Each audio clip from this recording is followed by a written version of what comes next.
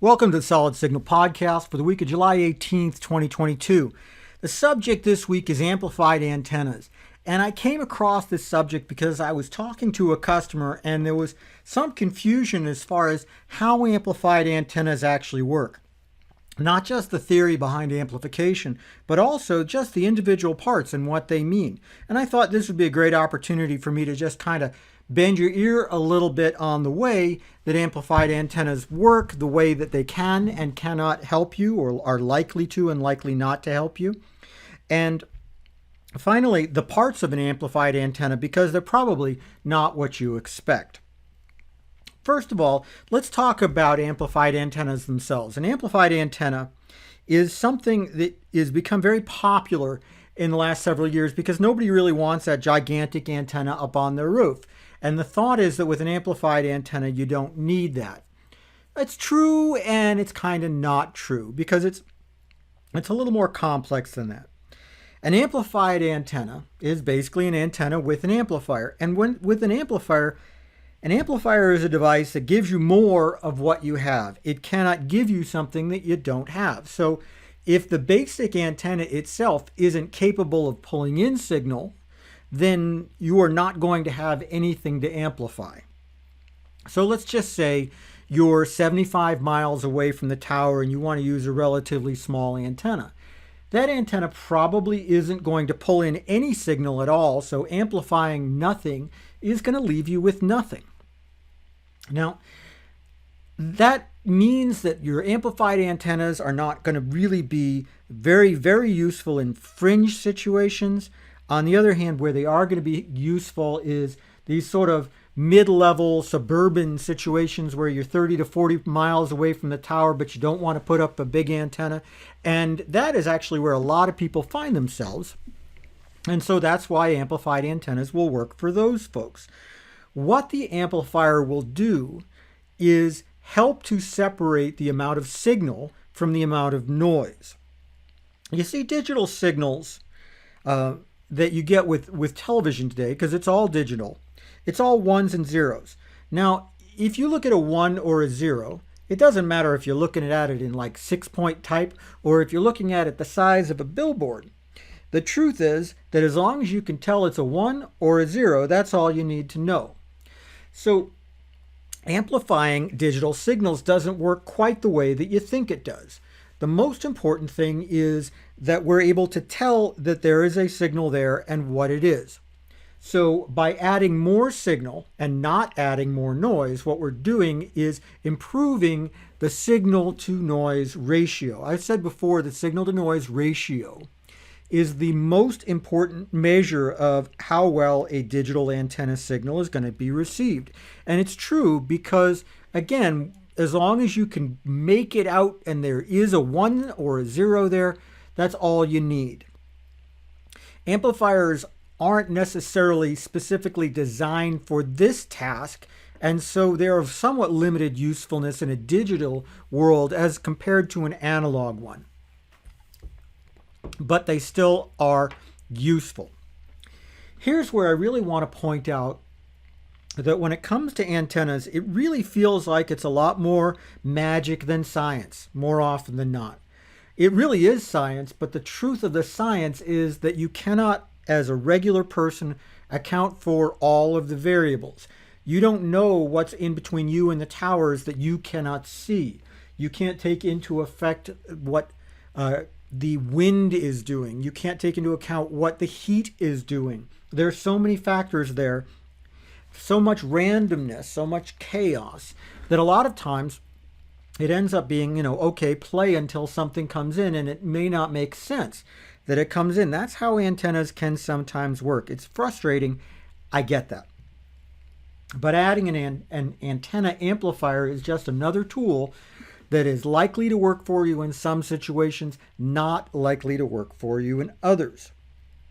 When you put in an antenna amplifier, one that's actually built into the antenna as opposed to a separate one, the amplification circuit is within the antenna itself, which a lot of people don't tend to realize.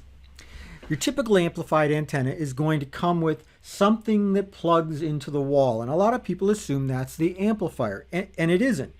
It is what is referred to as the power injector. And all it does is allows a little bit of electricity to flow up the cable into that antenna where the amplifier actually is.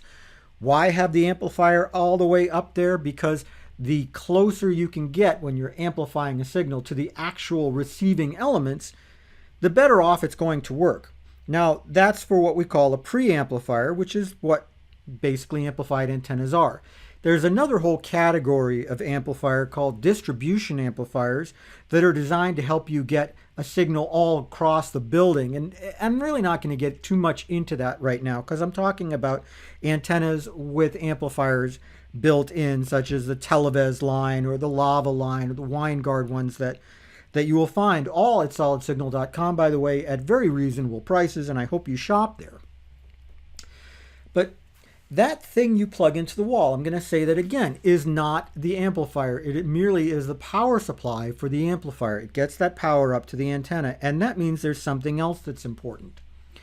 You see, power flows through copper a lot better than it flows through steel, but steel is cheaper than copper. When you buy a cable at a home store, even if it looks like it's copper, chances are it's a thin layer of copper on the outside and steel in the center. That's because the signal doesn't care.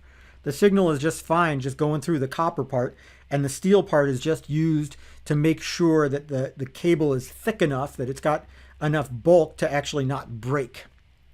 However, when you're sending significant amounts of current up that line, you need a solid copper cable. And it's very rare that you can find those at home stores. You'll need to go a place like solidsignal.com in order to get a cable that has a solid copper center conductor. That's what you want to use anytime you've got actual power, actual current going through that line. Otherwise, what's going to happen is that you're not going to send enough power up the line so that you can actually power the antenna, and it won't work. And you'll wonder why, because all the lights will be on, everything will look like it's fine, but the antenna will be just starving for power and it won't work as well as you're hoping. So spend the extra money, get that right cable, and make sure that you're using it for your antenna. So when we look at amplified antennas versus non-amplified antennas, ideally, the perfect antenna would always be the really big one.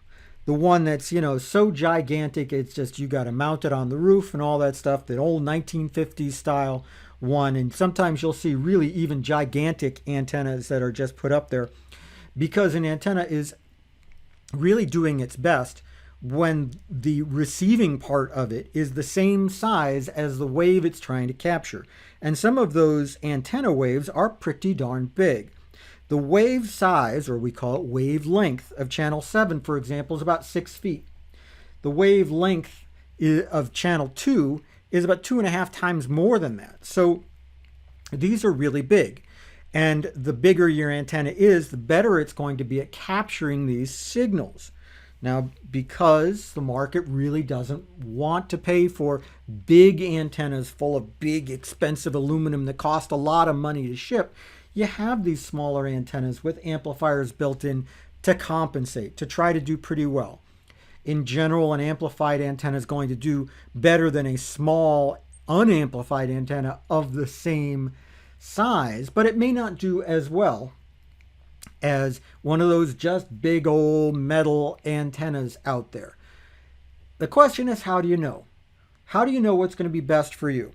Well, this is where you've got a friend in the business. This is where I want you to call the folks at Solid Signal. Yes, I've mentioned them a couple of times, and this is the Solid Signal podcast. After all, they are paying for it, so you got to expect that now and again.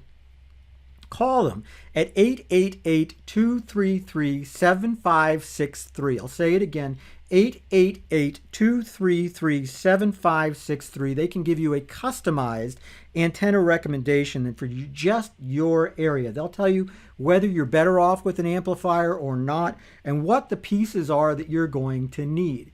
It's great to have a friend in the business, which is what you get with solidsignal.com. I hope you shop there. I hope you think about it.